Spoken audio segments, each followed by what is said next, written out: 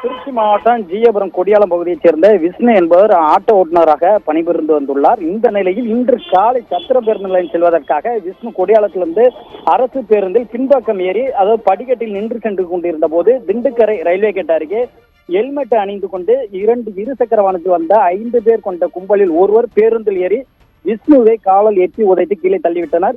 பின்னர் அந்த கும்பல் 5 பேர் கொண்ட கும்பல் விஷ்ணுவின் முகம் தலைப்பகுதியில் சரமாரியாக வெட்டிவிட்டு தப்பி ஓடினர்.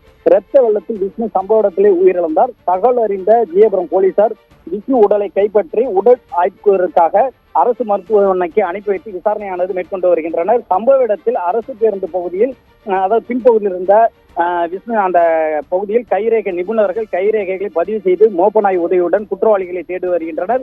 இன்று காலை பட்ட பகலில் அரசு பேருந்தில் பயணம் செய்த இளைஞரை 5 பேர் கொண்ட கும்பல் சரமாரியாக வெட்டி கொலை செய்த சம்பவம் பயணம் செய்த பயணிகள் மற்றும் அப்பகுதி மக்களிடையே பெரும் அச்சத்தை ஏற்படுத்தியுள்ளது. குறிப்பாக கடந்த 1 வருடத்துக்கு முன்பாக கொடியாலம் பகுதியைச் சேர்ந்த கோகுல் என்பவன் அதே பகுதியைச் சேர்ந்த ஒரு பெண்ணுடன் தொடர்பு வைத்துள்ளதாக கூறப்படுகிறது. அந்த பெண் விஷ்ணுவின் உறவினர் என்பதால் விஷ்ணு நண்பர்களுடன் சேர்ந்து கோகுலை கொலை செய்துள்ளான். கோகுல் கொலை நடந்து கடந்த வாரம் தான் 1 வருடம் ஆகிறது. கடந்த சில வாரங்களுக்கு முன்பு ஜாமீன் வெளிவந்த விஷ்ணுவை அதாவது பழிக்கு பழியாக தற்போது படுகொலை செய்யப்பட்ட சம்பவம் பெரும் பரபரப்பை ஏற்படுத்தியுள்ளது. போனோம்.